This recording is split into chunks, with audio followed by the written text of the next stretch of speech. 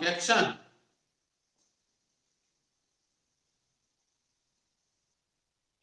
वालेकुम अस्सलाम, कल कहाँ थे? हाँ, कौन सा फॉर्म?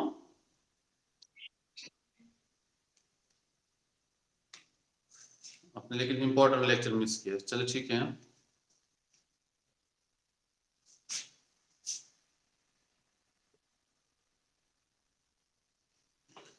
तो कल हमने बेटा पढ़ा फोटो इलेक्ट्रिक इफेक्ट, ठीक है ना।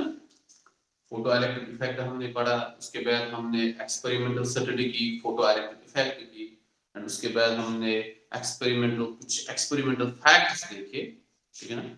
सो कुछ एक्सपेरिमेंटल फैक्ट्स हमने देखे जो which became the laws of the photo electric effect, ठीक है ना। एक्सपेरिमेंटल फैक्ट्स क्या थी? आप किसी भी मटेरियल, किसी भी मेटल का अगर आप फोटो इलेक्ट्रिक इफेक्ट देखोगे तो उसमें क्या होता है, उसमें कुछ चीजें हमेशा ट्रू होती है, ठीक है ना, कोई भी मेटल हो, ठीक है ना। तो वही जो एक्सपेरिमेंटल फैक्ट्स है which are always true in case of any metal surface showing the photoelectric effect, those experimental facts became the laws of the photoelectric effect, and we have four laws of photoelectric effect जो हमने कल पढ़े। तो आज हम पढ़ेंगे बेटा कि how did Einstein explain photoelectric effect, ठीक है ना। So it was 1905 when Einstein explained the photoelectric effect, and for which he was awarded Nobel Prize. In 1905 में उन्होंने दो papers publish किए थे. One was the special theory of relativity. Special theory of relativity पे एक paper publish किया था उन्होंने, और दूसरा किया था explanation of photoelectric effect. तो दोनों, लेकिन उसको फिर नोबेल प्राइज मिला फॉर फोटोइलेक्ट्रिक इफेक्ट। हालांकि जो स्पेशल थ्योरी ऑफ रिलेटिविटी उन्होंने दी थी वो भी बहुत ही इंपॉर्टेंट है, बट उस पे नोबेल प्राइज इसलिए नहीं मिला because that was very very difficult to prove the facts of that special theory of relativity experimentally, ठीक है ना। उनको एक्सपेरिमेंटली प्रूव करना बहुत मुश्किल था, इसलिए उस पे नहीं बल्कि फोटोइलेक्ट्रिक इफेक्ट पे उनको नोबेल प्राइज मिला, ठीक है। तो आज हम देखेंगे Einstein's photoelectric equation. So he gave an equation, जिस इक्वेशन ने एक्सप्लेन किए हमें photoelectric effect, rather we can say laws of photoelectric effect. अगर laws of photoelectric effect explain होते हैं इसका मतलब हुआ कि फोटोइलेक्ट्रिक इफेक्ट एक्सप्लेन हो गया, ठीक है। So we will start with Einstein's photoelectric equation.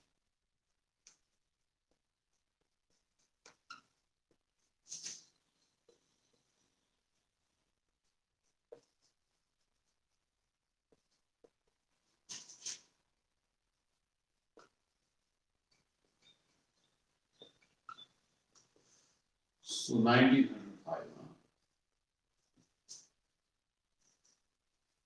Again, this is very very important.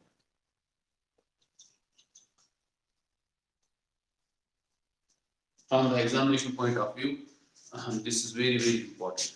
ये नजर नहीं आ रहा है।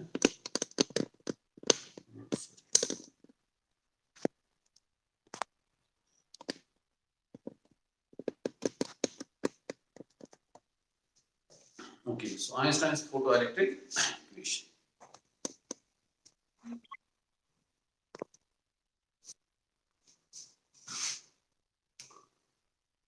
तो बेटा आइंस्टाइन ने फोटोइलेक्ट्रिक इफेक्ट को कैसे एक्सप्लेन किया, ठीक है ना। He used Planck's quantum theory, ठीक है। उसने क्या यूज की? प्लैंक्स क्वांटम,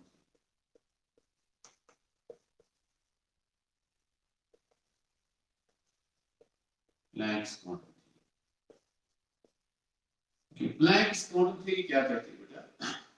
सो कल मैंने आपको कहा कि जब हम लाइट को इंटरेक्ट कराते हैं विद मैटर तो वहां पे बहुत सारे प्रोसेस होते हैं, रिफ्लेक्शन होता है, रिफ्रैक्शन होता है, डिफ्रैक्शन होता है, डिस्पर्शन होता है, स्कैटरिंग होता है, इंफ्रांस होता है, ठीक है। तो उसके अलावा भी और कुछ प्रोसेस होते हैं like photoelectric effect, black body radiation spectrum मैंने बोला आपको, फोटोइलेक्ट्रिक इफेक्ट बोला, कॉम्पटाउन इफेक्ट बोला, पेयर प्रोडक्शन बोला, ठीक है ना। तो उसमें क्या होता है, जो कुछ फिनोमेना है up to interference of light and polarization, वो एक्सप्लेन होते हैं on the basis of wave theory of light. तो उससे क्या होता है कि जो अभी आप आगे हम पढ़ेंगे ऑप्टिक्स में कि इंटरफेरेंस ऑफ लाइट को बेटा थॉमस यंग ने एक्सपेरिमेंटली एक्सप्लेन किया on the basis of wave theory. तो उससे क्या हुआ, एक स्ट्रॉन्ग प्रूफ मिल गया कि लाइट जो है ये वेव है। That was a strong proof for light to be wave. क्यों? क्योंकि जो जिसको हम यंग्स डबल स्लिट एक्सपेरिमेंट कहते हैं, एक्सपेरिमेंटल फैक्ट्स, एक्सपेरिमेंटली इंटरफेरेंस को थॉमस यंग ने एक्सप्लेन किया on the basis of wave theory of light. तो इससे क्या हुआ, इससे ये साबित हो गया था कि जो लाइट है वो वेव है। और उसके बाद मैंने आपको पेपर ए में ये भी कहा कि दैट मैक्सवेल प्रूव्ड कि light is an electromagnetic wave. तो मैक्सवेल ने भी उसके बाद थ्योरी दी कि जो लाइट है वो इलेक्ट्रोमैग्नेटिक वेव है। तो इसलिए उस टाइम तक ये कंफर्म हो गया था जो लाइट है वो इलेक्ट्रोमैग्नेटिक वेव है। लेकिन जो पहली ऑब्जेक्शन इसको आई, जो पहला ब्लो इस कंसेप्ट को आया कि लाइट वेव है, that was black body radiation spectrum. इस गॉडुक फिनोमेना, जो पहला फिनोमेना था, that wave theory could not explain. अगर हम लाइट को वेव कंसीडर करते हैं फिर उसको हम एक्सप्लेन नहीं कर पाए। जो फर्स्ट फिनोमेना जो था that was black body radiation spectrum. Black body radiation spectrum, थोड़ा सा हम इसके बारे में बोलते हैं।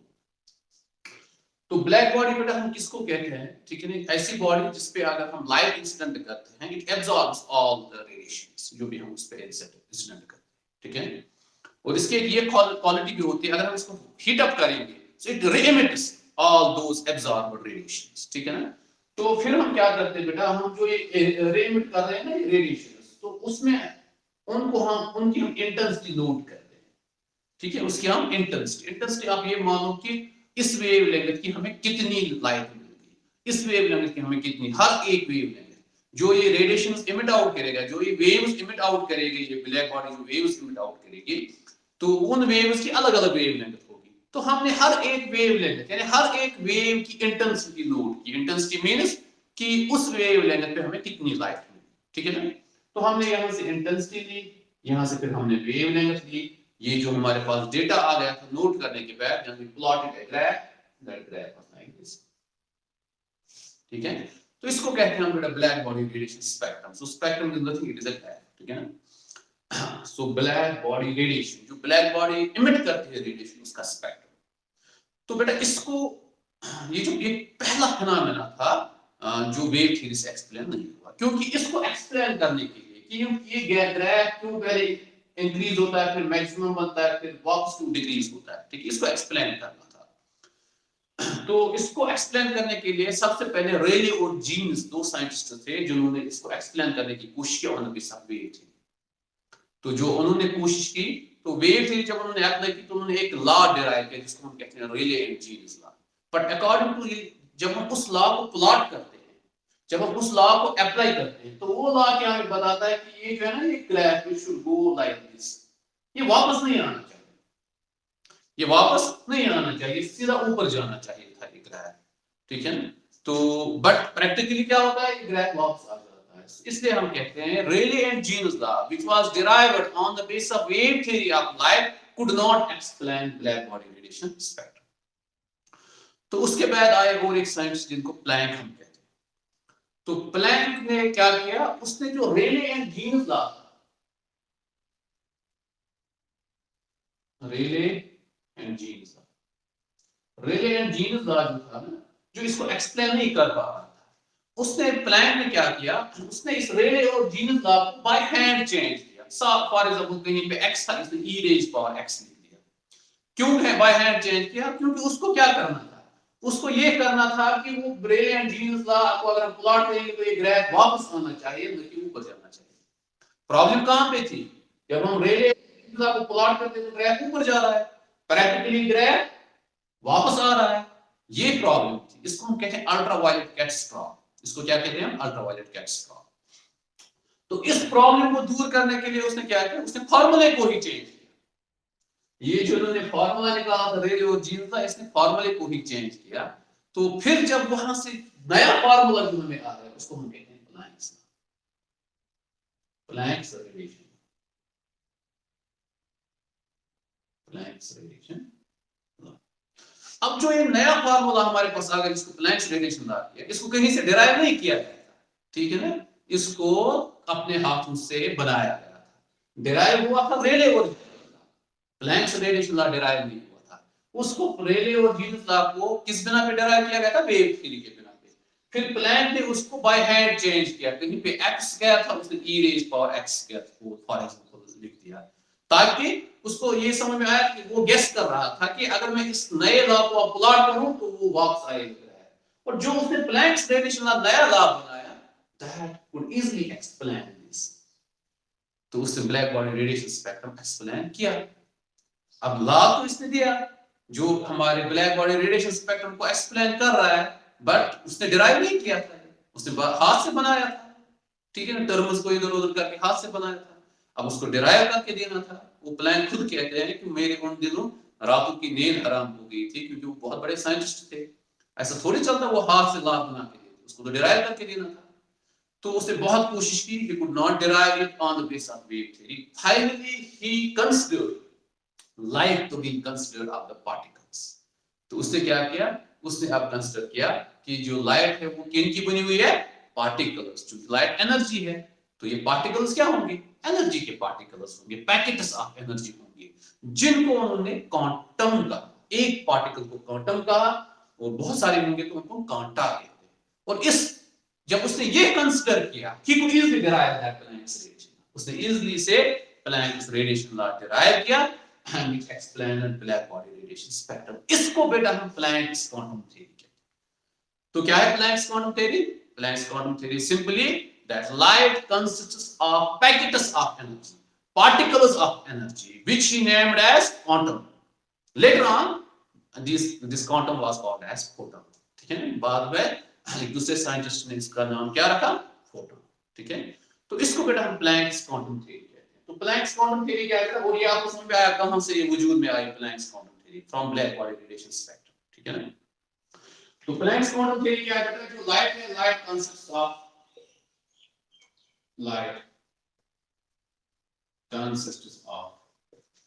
फोटॉन्स और क्वांटम। ओरिजिनली क्वांटम दिया था उसने नाम, लेटर ऑन इसको फोटॉन। और इस फोटॉन की एनर्जी कितनी है? इस फोटॉन की जो एनर्जी है ना, E होती है, वो होती है किसके बराबर? h new. तो h क्या है बेटा? h यहाँ पे एक कांस्टेंट है जिसको हम प्लैंक्स कांस्टेंट कहते हैं। इट्स वैल्यू होता है 6.625 into 10 raised power minus 34 joule second. समझ में आ रहा है? ये एक बेटा फोटॉन की एनर्जी होती है। ठीक है, तो ये है बेटा प्लैंक्स क्वांटम थ्योरी। अब देखो बेटा, आइंस्टाइन ने एक प्लैंक्स क्वांटम थ्योरी कैसे यूज की? आइंस्टाइन ने बोला ये जो ये फोटॉन की एनर्जी होती है। अब उसने कहा कि नहीं, जो लाइट हम मेटल सरफेस पे डालते हैं, वो लाइट जो है ना, वो वेव नहीं,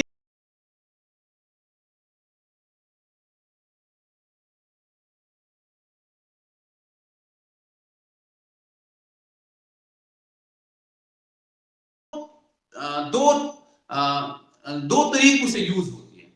सो this energy of photon is used by two ways. ठीक है ना? दो हिस्सों में ये एनर्जी स्प्लिट होती है। फर्स्ट है कि इस एनर्जी का a part of it is used to take electron out of metals। ठीक है बेटा, ये जो फोटॉन, अब ये फोटॉन जो मेटल सरफेस पे पड़ता है, इस फोटॉन की जो एनर्जी है, इस एनर्जी का एक हिस्सा किस लिए इस्तेमाल होता है? इलेक्ट्रॉन को मेटल सरफेस से बाहर निकालने के लिए। उस हिस्से को हम बेटा वर्क फंक्शन कहते हैं। That's called as work function. So it is called as work function.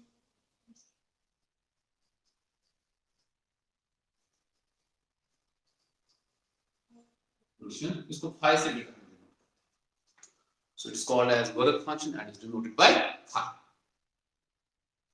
अब जो बाकी हिस्सा इस एनर्जी का बचा वो कहां जाता है?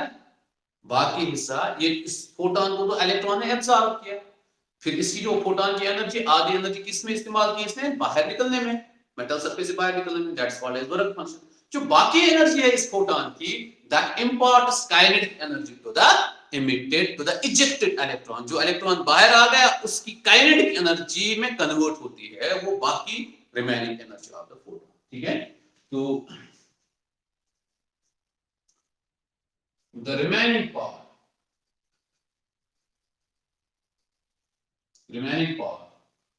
is used to impart kinetic energy to ejected electron. ठीक है बेटा? तो अगर हम बेटा law of conservation of energy use करेंगे तो law of conservation of energy हमें क्या कहता है? ये जो एनर्जी है फोटॉन की ये दो हिस्सों में बढ़ती है, एक तो वर्क फंक्शन फाई में प्लस काइनेटिक एनर्जी में। क्लियर? ठीक है ना? तो ई किसमें है? Phi plus kinetic energy.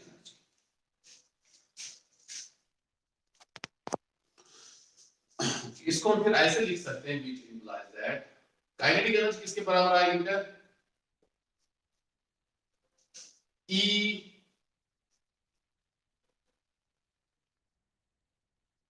minus E minus phi, which implies that kinetic energy is equal to E, that is h nu minus phi। ठीक है ना? जो फोटॉन की एनर्जी है वो किसके बराबर है? h nu के बराबर। ठीक, ओके। अब बेटा when electron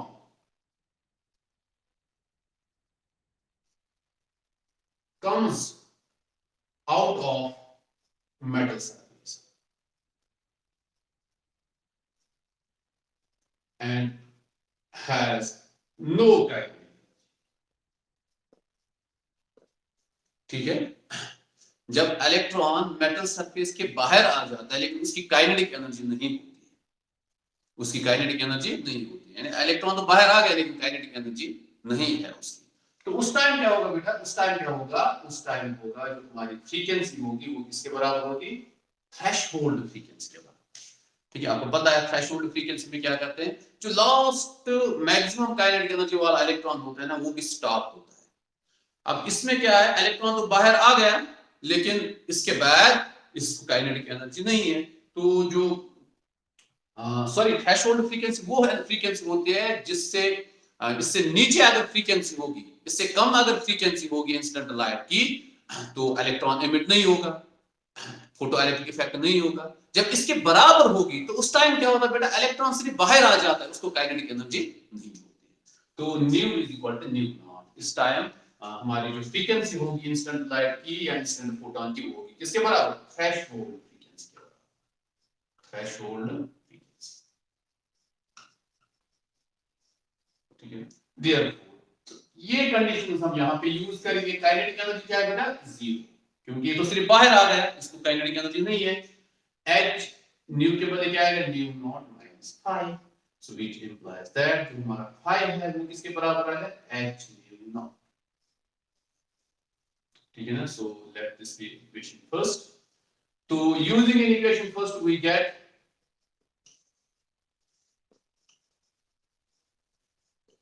हमें काइनेटिक एनर्जी किसके बराबर आएगी? That is equal to h nu minus phi के बदले क्या आएगा? h nu naught, which implies that kinetic energy is equal to h common आएगा nu minus nu naught. So this equation second and this equation third. This equation is called as Einstein's photoelectric equation. ठीक है ना? It is called as Einstein's photoelectric equation.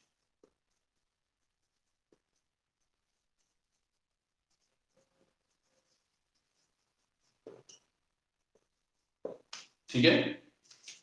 तो इसको बेटा हम कहते हैं आइंस्टाइन्स photoelectric equation। इस इक्वेशन के बिना पे we will explain the laws of photoelectric effect and hence photoelectric effect। laws explain हो गए तो photoelectric effect explain हो गए। ठीक है? ये समझ आ गया बेटा? हम आगे चलें।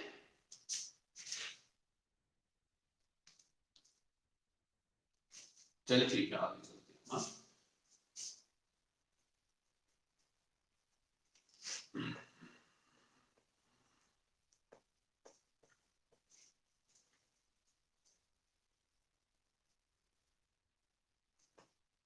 सो एक्सप्लेनेशन टू लॉज। अब हम बेटा इस इक्वेशन के बिना पे लॉज एक्सप्लेन।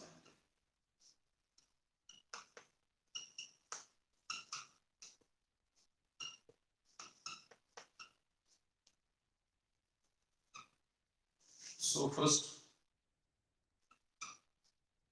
पहला लॉ क्या है, ऑलरेडी आपको पता है। What is the first law? First law is below threshold frequency no photoelectric effect takes place. For a given metal below threshold frequency no photoelectric effect takes place.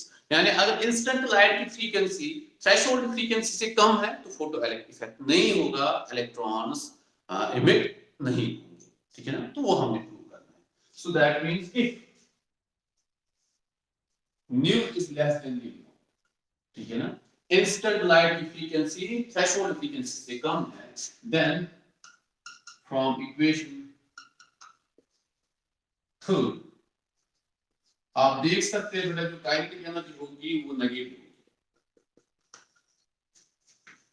क्यों? Nu is less than nu naught, h तो positive है, nu अगर less than nu naught है तो ये negative quantity बन जाएगी, bracket की काइनेटिक एनर्जी नेगेटिव आएगी। But we know that kinetic energy can not be negative, it is always positive, क्योंकि काइनेटिक एनर्जी का जो फार्मूला है that's 1/2 mv square, 1/2 positive, m mass is always positive, v square, ठीक है ना, v could be negative but square से वो positive बन जाएगा। So kinetic energy is always positive quantity. तो बट हमें यहाँ पे क्या आ रहा है, kinetic energy negative. So it mean जो हमने ये जो कंडीशन हमने ली है इट इज नॉट पॉसिबल, ठीक है ना। तो it means kinetic energy negative आ रही है, that means no photoelectric effect takes place, ठीक, which is not possible, which is not possible. Hence, no photoelectric.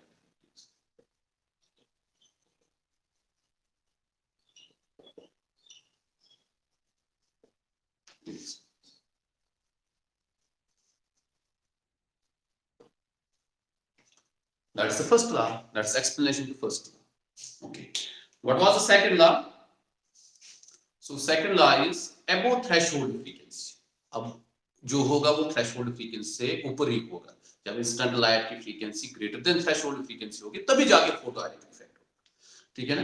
तो इसलिए हम पहले लिखते हैं above threshold frequency photoelectric current is directly proportional to, photoelectric current is directly proportional to the intensity of instant light and independent of frequency of instant light. Remember, जो photoelectric current, ठीक है ना, मैं यहाँ पे साइड में लिखता हूँ, फिर हम इसको एक्सप्लेन करेंगे। जो फोटोइलेक्ट्रिक करंट है above threshold frequency, photoelectric current is directly proportional to intensity of instant light and photoelectric current is independent of frequency of instant light। ये हमने बेटा एक्सप्लेन किया, ठीक है ना। ओके, तो पहले हम देखेंगे बेटा photoelectric current is directly proportional to intensity, ठीक है ना। एक चीज मैं हम बोलना भूल गया आपको कि आइंस्टाइन ने दो चीजें बोली थी एक्सप्लेन करने टाइम। एक तो उसने ये बोला कि फोटोन जो है ना, फोटोन की एनर्जी दो तरीकों से यूज होती है, ठीक है ना, प्लैंक्स क्वांटम थ्योरी यूज करते समय। दूसरा इसने ये बोला कि that each photon ejects out one photo electron, ठीक है ना। सो it is one two one correspondence. एक फोटोन एक इलेक्ट्रॉन निकाल सकता है, एक इलेक्ट्रॉन एक फोटोन को एब्जॉर्ब करके इजेक्ट हो सकता है, ठीक है ना। ऐसा कभी नहीं हो सकता, सो इट इज अ रेजोनेंस, ठीक है ना। ऐसा कभी नहीं हो सकता कि एक फोटोन एक इलेक्ट्रॉन को सपोज 10 जूल है जरूरत बाहर निकलने के लिए, तो वो ऐसा कभी नहीं कर सकता कि वो पहले 6 जूल का फोटोन एब्जॉर्ब करेगा, फिर 4 जूल का फोटोन एब्जॉर्ब करेगा, फिर बाहर निकलेगा, यानी दो फोटॉन्स एब्जॉर्ब करके बाहर निकलेगा, ऐसा कभी नहीं होता है। सो it is one two one correspondence, it is the resonance.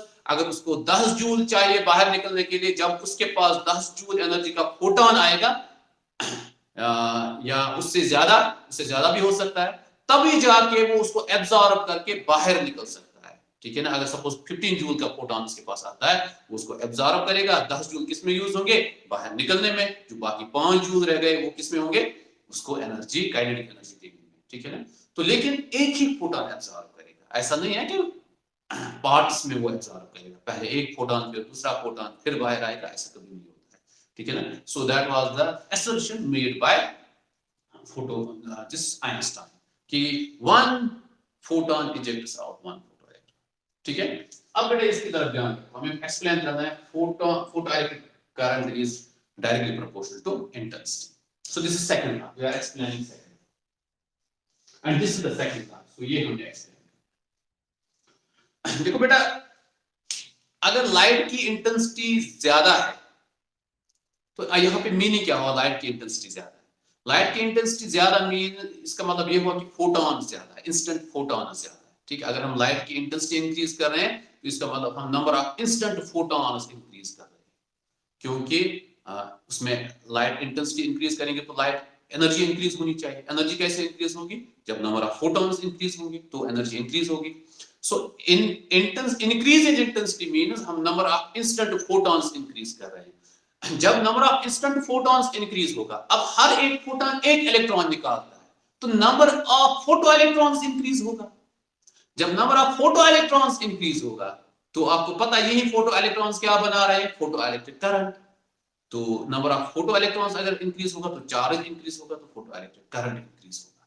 So it means जब हम इंटेंसिटी इंक्रीज कर रहे हैं, तो ऐसे में एक्सप्लेन करूंगा, जब हम इंटेंसिटी इंक्रीज कर रहे हैं तो इससे क्या होगा बेटा, number of photons increase. Photons increase, जब अब नंबर ऑफ फोटॉन्स इंक्रीज होते हैं तो इससे क्या होता है, number of photo electrons increase होते हैं। क्यों, क्योंकि हर एक फोटॉन एक फोटो इलेक्ट्रॉन इजेक्ट करता है, तो इससे क्या होगा, number of photo electrons increase होगा। जब number of photo electrons increase होगा तो उसी चार्ज इंक्रीज होगा, करंट इंक्रीज होगा, फोटो इलेक्ट्रिक करंट इंक्रीज होगा। इसका मतलब ये हुआ कि photo electric current is directly proportional to intensity of instant light. That is the first part. हो गया ना फर्स्ट पार्ट इस लॉ का एक्सप्लेन। नाउ सेकंड पार्ट इसे एक्सप्लेन करना, photo electric current is independent of frequency.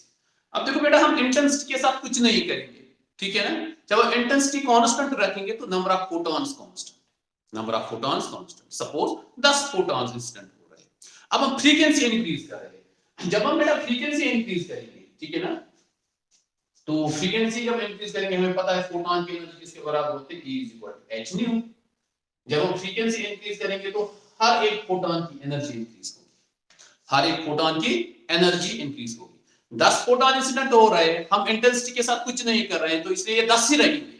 Number of photo electrons will not change although the energy of each photon will increase. Frequency increase करने से क्या होगा, हर एक photon की energy increase होगी, but number of photons will not change, number of photons will remain constant.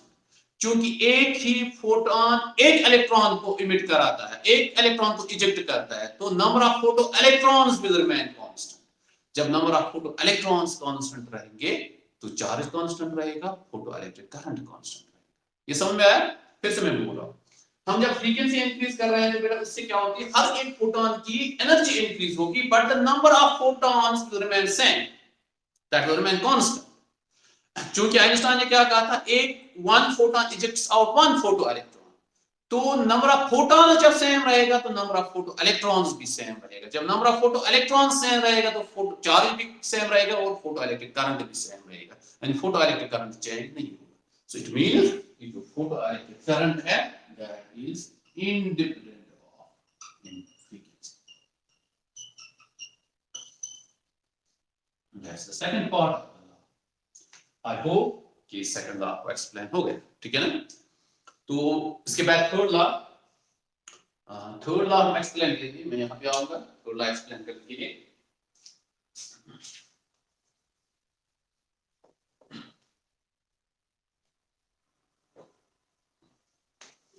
So third, पहले हम note करके रखेंगे यहां, चलो ये भी नोट करके रखेंगे, अपनी थर्ड लॉ है। सो थर्ड लॉ है कि अबव थ्रेशोल्ड फ्रीक्वेंसी, ठीक है ना, ये इंपॉर्टेंट है क्योंकि तभी फोटो इलेक्ट्रिक इफेक्ट होगा। थ्रेशोल्ड फ्रीक्वेंसी से ऊपर जब हम जाते हैं, जो काइनेटिक एनर्जी है फोटो इलेक्ट्रॉन्स की, जो वहां पे इलेक्ट्रॉन्स इमिट आउट होते हैं, उनकी जो काइनेटिक एनर्जी है, that kinetic energy is directly proportional to frequency. This is the third law. Kinetic energy is directly proportional to frequency, and kinetic energy जो photoelectrons की, that is independent of independent of intensity. So this is the third law and we have to explain. ठीक है, बेटा simple concept है। जब हम photon, जब हम फ्रीक्वेंसी इंक्रीज करते हैं, एक तो मैं इस इक्वेशन से भी बता सकता हूं, देखो बेटा h भी कांस्टेंट है, above threshold frequency, above threshold frequency means nu is greater than nu naught. So this is explain करेंगे as nu is greater than nu naught, then from equation third we have nu is greater than nu naught, तो ये positive quantity आएगी। वो मसला नहीं है kinetic energy negative नहीं आ रही, काइनेटिक एनर्जी पॉजिटिव आ रही है। So this situation is possible. So nu is greater than nu naught। अब देखो बेटा h भी कांस्टेंट है, nu naught थ्रेशोल्ड फ्रीक्वेंसी भी मेटल के लिए, एक मेटल के लिए कांस्टेंट होती है, तो वहां पे क्या रहेगा nu। अगर हम nu को इंक्रीज करेंगे तो काइनेटिक एनर्जी भी इंक्रीज होगी, दे आर डायरेक्टली प्रोपोर्शनल। यहां पे nu स्क्वायर होता तो हम कह सकते हैं प्रोपोर्शनल टू स्क्वायर, बट यहां पे nu का पावर क्या है, so it's directly proportional to frequency. ठीक है ना, तो हम इस इक्वेशन से कह सकते हैं कि जो काइनेटिक एनर्जी है that is directly proportional to frequency. So this explains this first part. अब इसको वैसे भी आप समझ सकते हो, जब हम बेटा फ्रीक्वेंसी इंक्रीज करेंगे तो हर एक फोटोन की एनर्जी इंक्रीज होगी, हर एक फोटोन की एनर्जी इंक्रीज होगी। नंबर ऑफ फोटोन सेम रहेगी बट हर एक फोटोन की एनर्जी इंक्रीज होगी। जब हर एक फोटोन की एनर्जी इंक्रीज होगी, इन्हीं फोटोन्स को एब्जॉर्ब करके फोटो इलेक्ट्रॉन्स बाहर आते हैं, तो जो फोटो इलेक्ट्रॉन्स बाहर आएंगे उनकी काइनेटिक एनर्जी भी इंक्रीज होगी, क्योंकि बाहर आने के लिए जो है तो वर्क फंक्शन लगता है वो तो सेम ही, फ्रीक्वेंसी कम हो या ज्यादा हो वर्क फंक्शन सेम रहेगा। अब जो ये इसमें एक्स्ट्रा हर एक फोटोन की जो एक्स्ट्रा एनर्जी आ गई फ्रीक्वेंसी इंक्रीज करने से, वो किस में कन्वर्ट होगी, काइनेटिक एनर्जी में। तो हर एक फोटो इलेक्ट्रॉन की काइनेटिक एनर्जी इंक्रीज होगी। तो वैसे भी हम इसको समझ सकते हैं। ओके, तो आई थिंक ये हो गया फर्स्ट पार्ट, थर्ड लॉ का explain. Then second part, kinetic energy is independent of intensity. बेटा ये एक्सप्लेन करने के लिए मैं आपको कहता हूं, जब हम इंटेंसिटी इंक्रीज करेंगे, ठीक है, इंटेंसिटी अगर हम इंक्रीज करेंगे तो इससे क्या होगा बेटा, number of photons increase, photons increase. जब नंबर ऑफ फोटॉन्स इंक्रीज होते हैं, बट फोटॉन्स तो इंक्रीज हो रहे हैं लेकिन उनकी एनर्जी इंक्रीज नहीं होगी, एनर्जी सेम रहेगी, क्योंकि फ्रीक्वेंसी हमने कांस्टेंट रखी है, तो फोटॉन की एनर्जी सेम रहेगी। तो सिर्फ उन नंबर ऑफ फोटॉन्स, सपोज हमारे पास 10 फोटॉन थे, वी हैड 10 फोटॉन्स, ठीक है ना, तो 10 फोटॉन में हर एक फोटॉन की एनर्जी, क्योंकि फ्रीक्वेंसी कांस्टेंट थी तो हर एक फोटॉन की एनर्जी सेम रहेगी, h is constant, frequency is constant incident light की, तो हर एक फोटॉन, हमें लाइट के 10 फोटॉन्स थे, each photon was having 100 joule energy, ठीक है ना। अब क्या किया हमने इंटेंसिटी इंक्रीज की, इंटेंसिटी जब हमने इंक्रीज की तो नंबर ऑफ फोटॉन्स इंक्रीज होगा, 10 के बजाय 20 हो जाएंगे, बट जो ये नए 10 आ गए ना, इनकी भी 100 जूल ही एनर्जी होगी, एनर्जी पे कोई फर्क नहीं पड़ेगा, क्योंकि फ्रीक्वेंसी हम चेंज नहीं कर रहे हैं, फ्रीक्वेंसी कांस्टेंट रख रहे हैं, ठीक है ना। तो number of photons will increase but frequency will remain constant, but nu remains constant. So जब nu कांस्टेंट रहेगा, तो आप इस इक्वेशन से देखो फ्रीक्वेंसी चेंज नहीं हो रही, ठीक है ना, तो जो फ्रीक्वेंसी चेंज नहीं होगी, न्यू नॉट भी कांस्टेंट है, h भी कांस्टेंट, अब न्यू भी कांस्टेंट, तो काइनेटिक एनर्जी क्या होगी, constant. So which therefore from equation we have kinetic energy is constant, ठीक है ना। हमने इंटेंसिटी इंक्रीज की लेकिन काइनेटिक एनर्जी कांस्टेंट रही, वो चेंज नहीं होगी फोटो इलेक्ट्रॉन्स की, so which implies that kinetic energy is independent of intensity. That is the second part. So this explains the second part of the law. ठीक है, ये समझ में आ गया? So that explains the second law, ठीक है ना, तो that is kinetic energy is independent of intensity. So ये हो गया बेटा हमारा थर्ड लॉ। अब फोर्थ लॉ है, फोर्थ लॉ क्या है हमारा, फोर्थ लॉ है that photoelectric effect is instantaneous, instantaneous means कि जो ही लाइट मेटल सरफेस पे पड़ती है फोटो इलेक्ट्रॉन्स इजेक्ट होते हैं, ठीक है। सो चूंकि आइंस्टाइन ने कहा कि नहीं अब फोटॉन्स इलेक्ट्रॉन्स को इमिट आउट कर रहे हैं, ठीक है ना। तो अब जो इलेक्ट्रॉन को है ना बेटा, इलेक्ट्रॉन को अगर 10 जूल चाहे बाहर निकलने के लिए, तो उसको वेव में क्या होता है बेटा, वेव में एनर्जी स्प्रेड आउट होती है, वेव में एनर्जी फैली हुई होती है क्रस्ट और ड्रग्स में।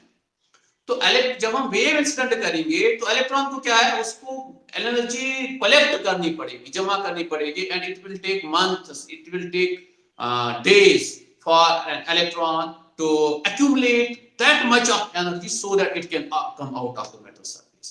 एक इलेक्ट्रॉन को कई दिन लगेंगे अगर वेव कंसेप्ट हम कंसीडर करते हैं। This is one of the drawbacks why wave theory could not explain photoelectric effect, क्योंकि वेव थ्योरी में क्या होता है, energy is that is distributed over crusts and troughs. अब जब वेव इंसिडेंट हम करेंगे, वेव कंसीडर करेंगे, तो इलेक्ट्रॉन को 10 जूल चाहिए बाहर निकलने के लिए, वेव में एनर्जी फैली हुई है, वो कंसंट्रेटेड एक पॉइंट पे नहीं है, तो इसको क्या करेंगे, इसको काफी टाइम लगेगा, कहीं दिन लगेंगे, even it will take some metals it will take months for this an electron to accumulate that much of energy, that 10 joule of energy to come out of the metal surface. even कि वो भी नहीं होगा, एक दिन में जो इसने जमा की होगी वो that will dissociate to other atoms in the form of heat energy, फिर अगले दिन उसको फिर से जमा करना पड़ेगा। तो it means कि photoelectric field is not possible if you consider the wave. अब चूंकि एनर्जी किसमें जमा है, फोटॉन, आइंस्टाइन ने फोटॉन कंसीडर किए, तो फोटॉन्स में एनर्जी जमा है, फैली हुई नहीं है, so it's concentrated in the photon. Electron को 10 जूल चाहे बाहर निकलने के लिए, so it will immediately absorb at 10 joule photon and come out of the metal surface. अब इसको टाइम नहीं लगेगा जमा करने के लिए, इसको 10 जूल चाहे बाहर निकलने के लिए, it will absorb that 10 joule photon and come out of the metal surface. So that is why it is instantaneous. The photoelectrons are emitted out within 10 raised power minus 9 seconds of the incidence of the light. Okay, so that explains the fourth law of the photoelectric effect. So I think it explains photoelectric effect. So hope कि आपको समझ में आया होगा। So if there are any questions, you can ask me, unmute करके आप मुझे पूछ सकते हैं।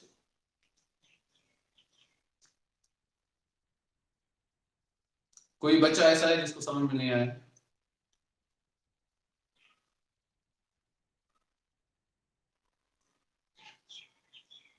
ओके, आई थिंक सभी को समझ में आया।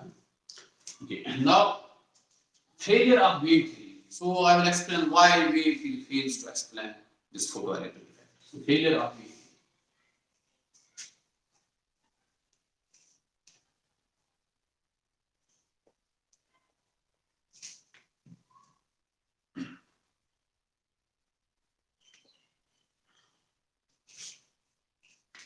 So failure of wave theory.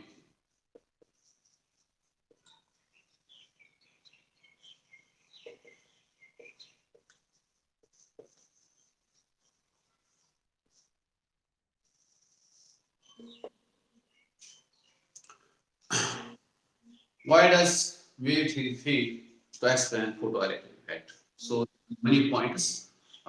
There are many standards on which wave theory fails to explain photoelectric effect. And the first one is, अभी जो मैंने आपको बोला कि जो अगर हम वेव कंसीडर करेंगे, then in waves energy is spread out on crusts and troughs. And electromagnetic waves energy is spread out in crusts and troughs, so it will take for an electron around days or months to accumulate that much of energy so that it can come out of the metal surface.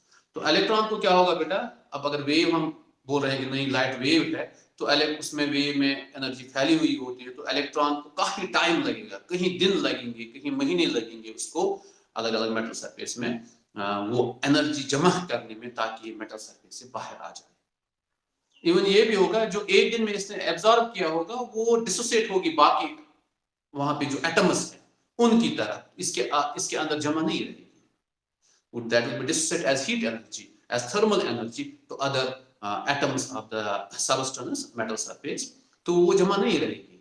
तो इसका मतलब ये हुआ कि photoelectric effect होगा ही नहीं, but we know that practically photoelectric effect takes place and it is instantaneous, ठीक है ना. So the first problem is that energy क्या होती है, energy is spread out,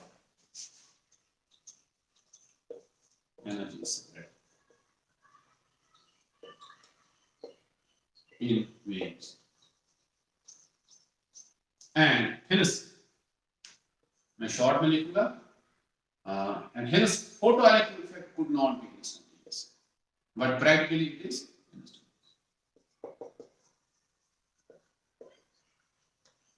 could not be instantaneous.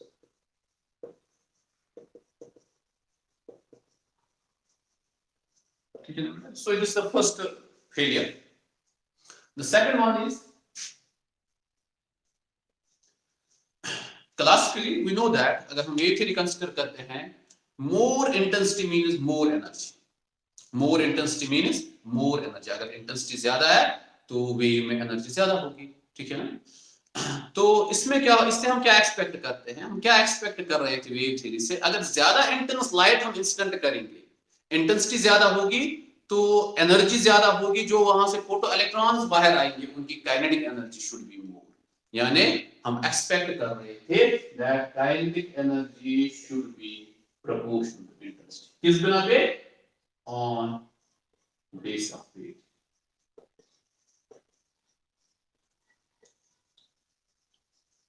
On base of wave, but we know that that is practically, experimentally we have seen that this is not possible. It is independent of intensity. Again, that is the failure of the this wave theory to explain photoelectric effect. Then we have another one, that is threshold frequency. ठीक है ना. तो हमें पता है कि अगर intensity ज्यादा होगी तो एनर्जी ज्यादा है, तो इसलिए हम कितनी भी कम फ्रीक्वेंसी क्यों ना हो इंसिडेंट लाइट की, उस कम फ्रीक्वेंसी वाली लाइट जो है ना, कम फ्रीक्वेंसी वाली लाइट, हम उस लाइट की बहुत ज्यादा इंटेंसिटी यूज करके इलेक्ट्रॉन्स को बाहर निकाल सकते हैं. इस तरह समझिए. प्रैक्टिकली हमने देखा देयर इज थ्रेशोल्ड फ्रीक्वेंसी, कि अगर इस मेटल सरफेस पे थ्रेशोल्ड फ्रीक्वेंसी की फ्रीक्वेंसी से कम फ्रीक्वेंसी वाली लाइट डालेंगे तो फोटो इलेक्ट्रिक इफेक्ट नहीं होता है.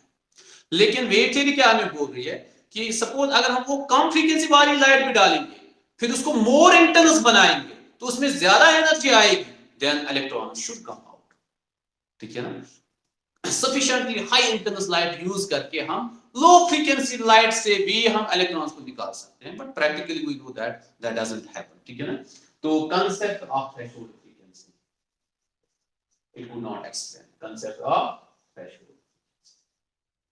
Even it could not explain कि नसे ये जो है ना काइनेटिक थ्योरी, ये क्यों फ्रीक्वेंसी पे डिपेंड करती है. ठीक है ना.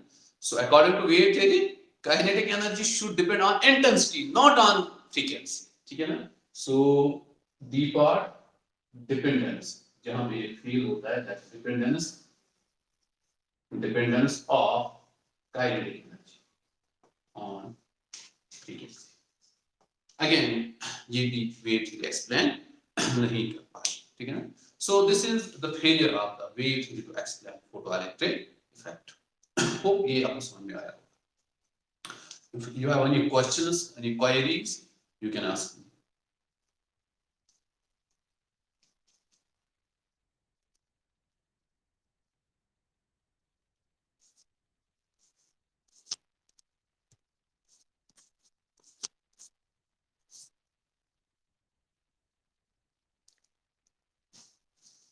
Any queries, any questions, you can ask me. सबको समझ में आया? Okay, let's move forward.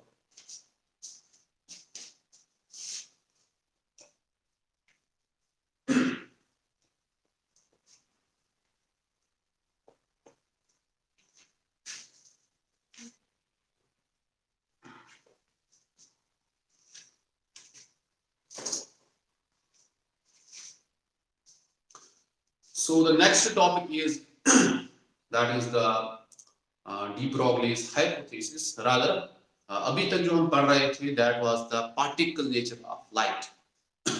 तो ऑप्टिक्स में हम क्या पढ़ते हैं, वो phenomena पढ़ते हैं which are wave phenomena of light, which can be explained on the wave nature of the light. जिसमें हम पढ़ेंगे reflection, refraction, then we have scattering, diffraction, interference, we have then polarization. वो सब हम वहाँ पे पढ़ेंगे. All those phenomena are wave phenomena. They can be explained on the basis of wave theory of light. But the other phenomena like black body radiation spectrum, which is not in your syllabus, photoelectric effect that we have just completed, or Compton effect, again not in your syllabus, pair production, that's not in your syllabus. ये सब जो phenomena है ये particle phenomena है. They can be explained only by considering light made up of particles, that's photons. तो वो हमने देखा आपके syllabus में सिर्फ इसमें एक ही phenomena था, that's photoelectric effect. वो हमने explain किया on the basis of particle theory. So this completes the dual nature of light. Optics में wave phenomena पढ़े और यहाँ पे हमने पढ़ा particle phenomena. Now comes the dual nature of matter. इस यूनिट का जो नाम है ना, that's the dual nature of radiation and matter. So अब हमने क्या करना है, we are switching to dual nature of matter. तो ड्यूअल नेचर ऑफ मैटर का कांसेप्ट एक्चुअली आया कहां से? It comes from the de Broglie's hypothesis. So de Broglie's hypothesis,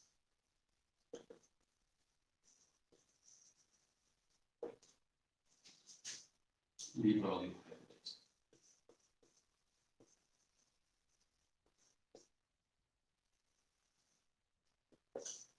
de Broglie hypothesis. So we know that this universe, everything in universe, that's actually energy. ठीक है ना? So universe में जो कुछ भी है, that's actually energy, but that exists in two forms. Either in the form of radiations, waves. Waves are energy. Either they exist in the form of radiations. Radiations do not have mass, इसलिए वो matter में नहीं आती. ठीक है ना? तो इसलिए हम this energy either exists in the form of radiations or in the form of matter. ठीक है ना? So universe क्या है? Universe is completely energy. Universe is completely energy, and this energy exists either in two forms: matter and radiation. Radiation means waves. वो matter में नहीं आती because they don't have mass. Matter में क्या आता है? Anything that has mass that falls in matter. ठीक है ना? तो बाकी जो waves हैं they fall in radiation. ठीक है?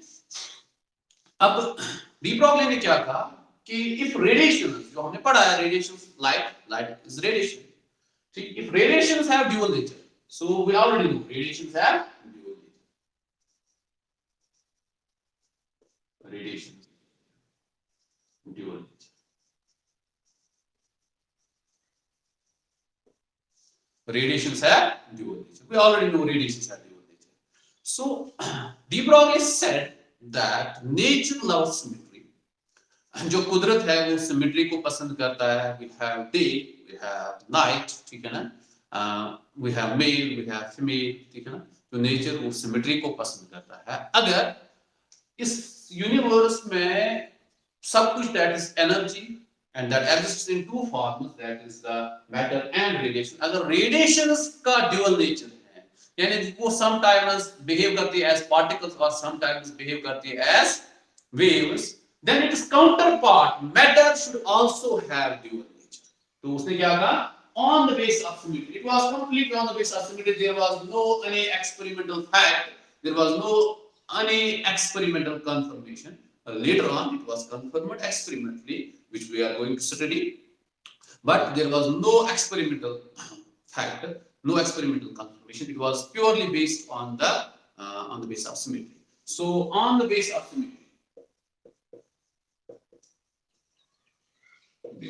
symmetry,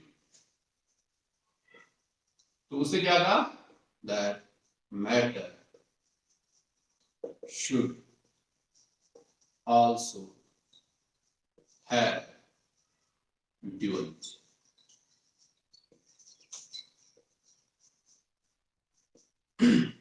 Matter should also have dual nature. तो matter should also have dual nature means कि matter यानी material particles that having mass, उनको भी they should also behave as wave or they should have a wave associated with them. उनके साथ भी एक wave nature होना चाहिए. पार्टिकल नेचर तो है उनके पास, हमारे पास इलेक्ट्रॉन है या हमारे पास प्रोटॉन है, उसको तो मास है, वो तो पार्टिकल है ही है, लेकिन उसके साथ वेव भी होनी चाहिए। But we know that wave जो है ना वो तो रेस्ट में नहीं होती है, तो इसलिए अगर पार्टिकल रेस्ट में है इसके साथ वेव नहीं होगी। पार्टिकल किस में होना चाहिए? मोशन में होना चाहिए, तब जाके हम कह सकते हैं इसके साथ वेव होगी। तो इस बिना पे जो डी ब्रॉगली है उन्होंने 1924 में एक हाइपोथेसिस दी which is called as de Broglie hypothesis। ठीक, so in 1920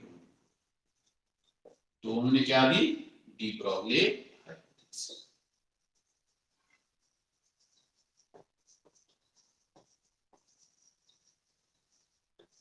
So which states that every moving material particle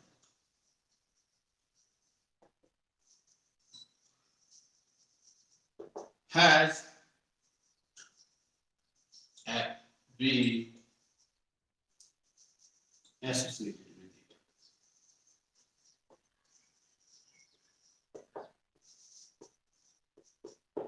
Every moving material particle has a wave associated with it.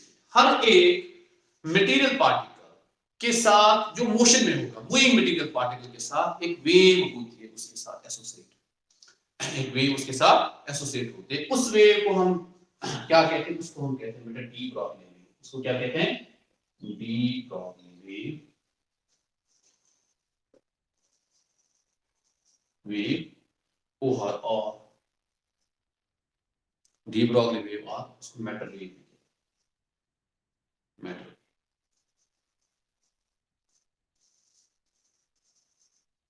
ठीक है ना?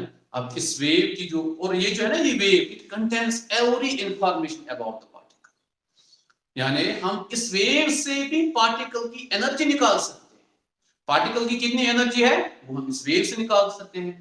पार्टिकल की कितनी वेलोसिटी है वो हम इस वेव से निकाल सकते हैं। पार्टिकल की कितना लीनियर मोमेंटम है वो इस वेव से निकाल सकते हैं। कैसे निकाल सकते हैं बेटा? ऑब्वियसली हर एक वेव का एक वेव फंक्शन होता है, जो मैंने इससे पहले भी आपको बोला है, जिसको वेव वेरिएबल भी हम कहते हैं। ठीक है ना? तो इस जो मैटर वेव, जो डी ब्रॉगली वेव है ना, इसकी जो वेव फंक्शन होती है, इस मैटर वेव की जो वेव फंक्शन होती है बेटा, उसको हम साई से डिनोट करते हैं, साई एक्स टी से डिनोट करते हैं। ठीक है ना? तो इस साई एक्स टी से हम सारी इंफॉर्मेशन पार्टिकल के बारे में निकाल सकते हैं। ऑब्वियसली हमें ऑलरेडी वेव्स में पता है that every wave has a wave function. हर एक वेव की एक वेव फंक्शन होती है या वेव वेरिएबल होता है। जैसे मैंने आपको कहा था वेव ऑन स्प्रिंग, उसमें वेव वेरिएबल क्या है या वेव फंक्शन क्या है? Displacement, displacement of the particles of the spring from the mean position. Okay, फिर मैंने कहा था कि if we have sound wave, sound wave में वेव वेरिएबल क्या है? कौन सी चीज चेंज होती है, कौन सी फिजिकल क्वांटिटी वेरी होती है जिसके वेरी होने से साउंड वेव प्रोड्यूस होती है? दैट इज प्रेशर और density.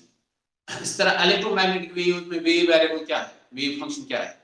That is electric field and magnetic field, क्योंकि उनके वेरी होने से इलेक्ट्रिक और इलेक्ट्रोमैग्नेटिक वेव प्रोड्यूस होती है। तो उस वेव वेरिएबल, उस वेव फंक्शन का एक फार्मूला होता है, जैसे आपने 11th में पढ़ा है, जैसे y(xt) = a sin omega t minus kx। ठीक है ना? तो ये है वेव वेरिएबल और वेव फंक्शन, इसका फार्मूला है। इस तरह ये जो है ना wave function psi x T, इसका भी कोई फार्मूला होता है।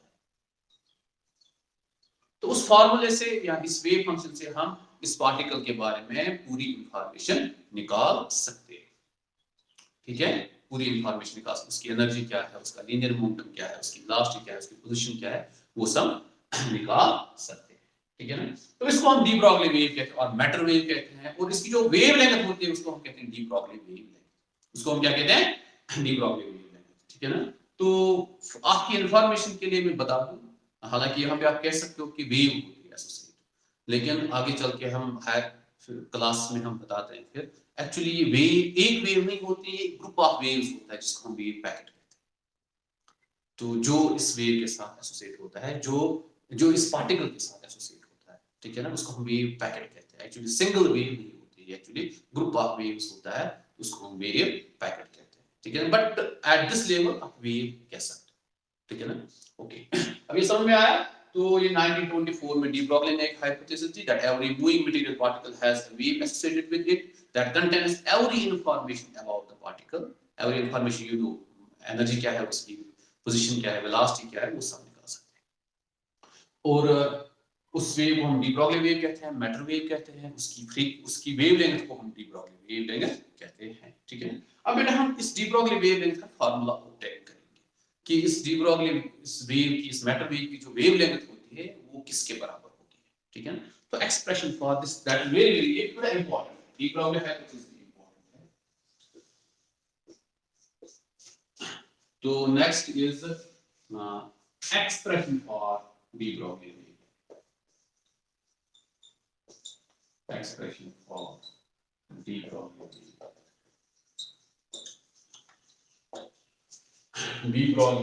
wavelength.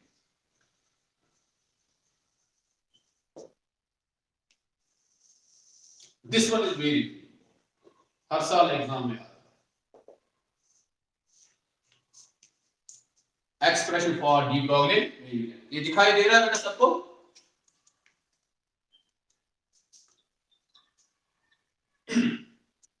So expression for de Broglie wavelength, तो बेटा इसमें हम क्या करेंगे, हम ऑब्वियसली हम वहां से स्टार्ट करेंगे जिसके बारे में हमें ऑलरेडी पता है, इसका ड्यूअल नेचर है, that is photon. We already know photon has dual nature, photon behave करता है एज पार्टिकल भी और कभी बिहेव करता है एज वेव। तो we will start with photon, ठीक है। तो अगर हमारे पास बेटा एक फोटॉन होगा तो उसकी एनर्जी कितनी होगी, तो फोटॉन की एनर्जी कितनी होगी, E is equal to h nu, ठीक है। अब ये जो है ना बेटा, ये फोटॉन जो है, अगर इस मगर हमें ये ड्यूअल नेचर किसका निकालना है, मटेरियल पार्टिकल का।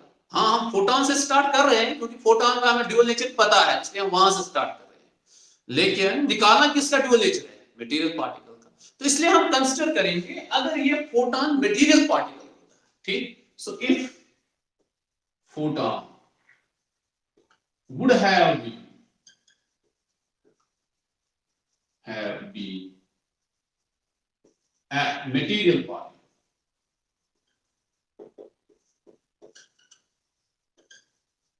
would have been a material particle of mass m,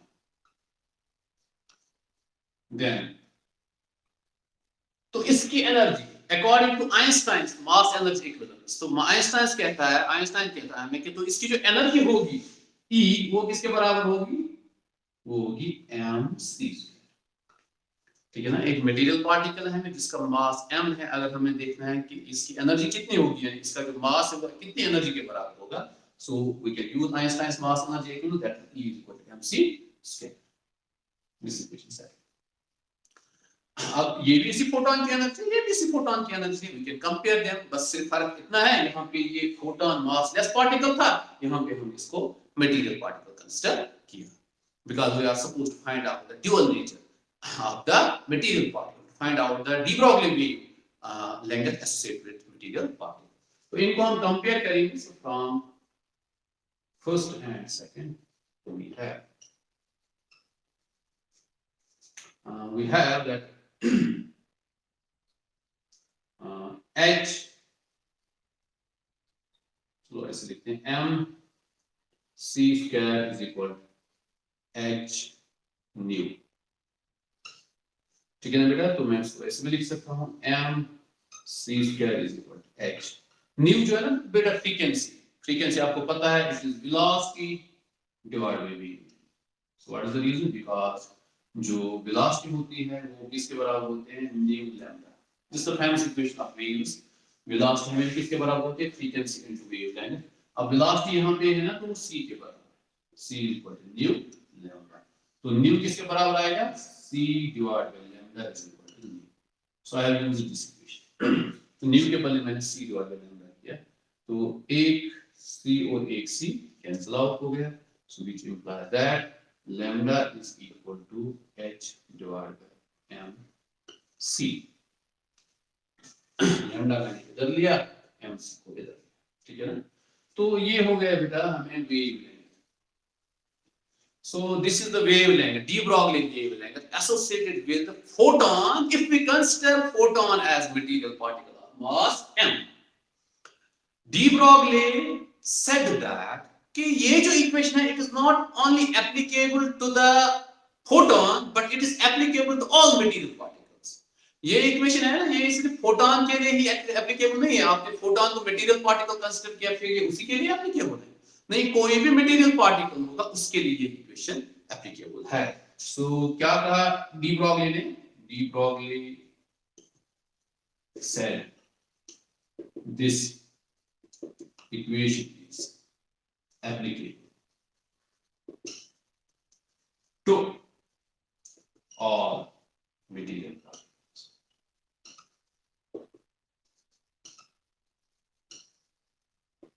Applicable to all material particles.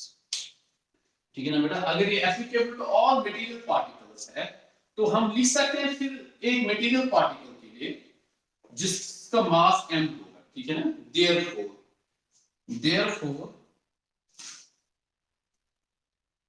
for material particle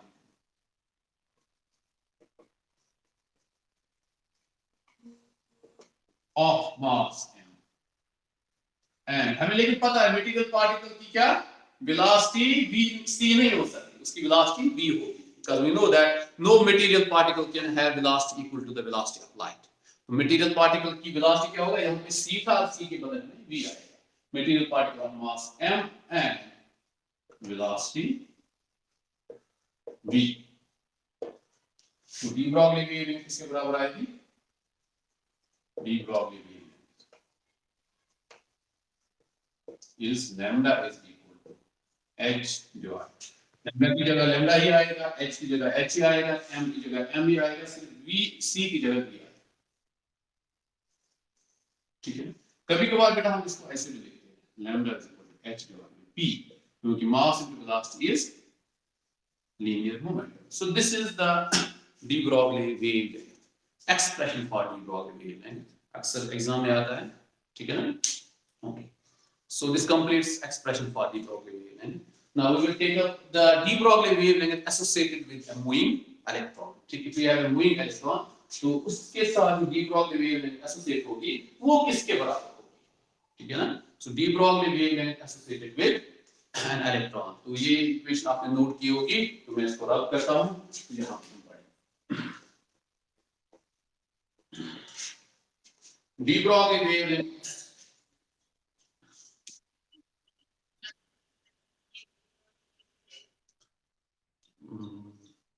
हाँ अभी आप 5 मिनट वेट करो, मैं उसको फिर कॉल करके बता दूंगा। 5 मिनट वेट करो, ये 5 मिनट में कंप्लीट हो जाएगा। तो ये कनेक्टेड टॉपिक है, दैट्स व्हाई कि मैंने इसको छेड़ा। So de Broglie wavelength of electron.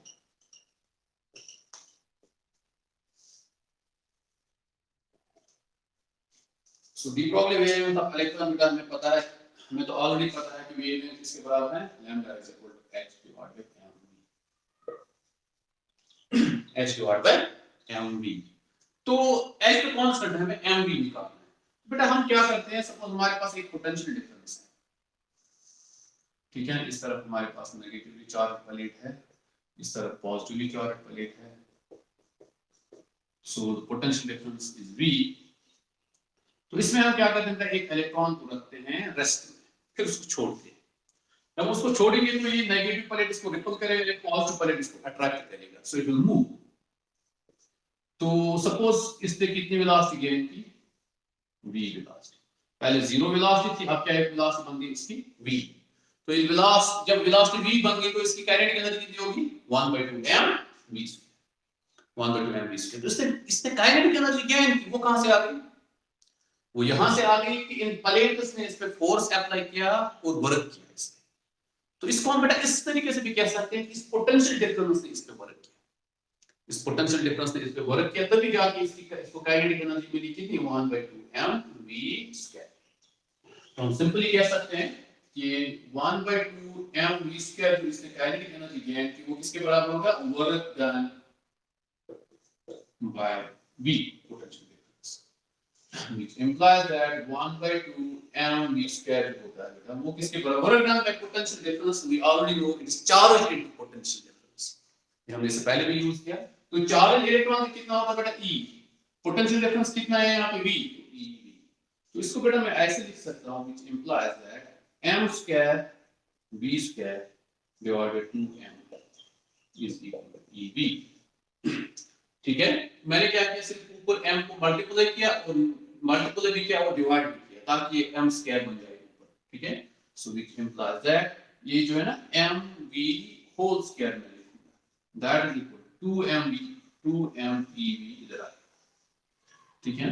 तो mv किसके बराबर आएगा, अंडर रूट ऑफ 2mev, ठीक है। तो ये बेटा आ गया हमारा क्या, mv। अब इस इक्वेशन में इसको यूज कर सकते हैं, तो लैम्डा किसके बराबर आएगा हमारे पास,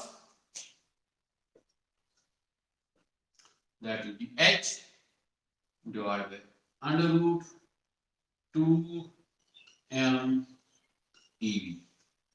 ठीक है, mv के बदले अंडर रूट 2mev हम यूज कर सकते हैं। ओके, अब इसमें देखो बेटा h भी कांस्टेंट है 6.625 into 10 raised power minus 34 joules है, 2 भी कांस्टेंट है, m is the mass of electron that you know 9.1 into 10 raised power minus 31 kg, e is the charge of electron 1.6 into 10 raised power minus 9, तो ये सब constant है, इनको अगर हम वैल्यूज देंगे तो बेटा ये इसके बराबर होता है 12.27 डिवाइड, तो नीचे क्या रह गया, वोल्टेज, पोटेंशियल डिफरेंस को अलग अलग वैल्यूज हो सकते हैं, ठीक है, तो अंडर रूट बी रह गया है, बट यूनिट से हम हैं एंगस्ट्रॉम। तो ये बेटा जो है ना, this is the de Broglie wavelength associated with an electron, this we have obtained on theoretically obtained from this equation, ठीक। तो next we will be taking up Davison and Germer experiment, जिन्होंने experimentally prove किया कि वे electrons के साथ really waves associate होते हैं। So any questions? अगर कोई क्वेश्चन है तो आप पूछ सकते हो।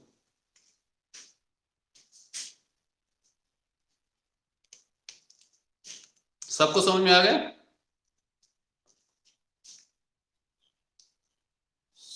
So I think there are no questions, huh? तो मैं एंड करूं मीटिंग?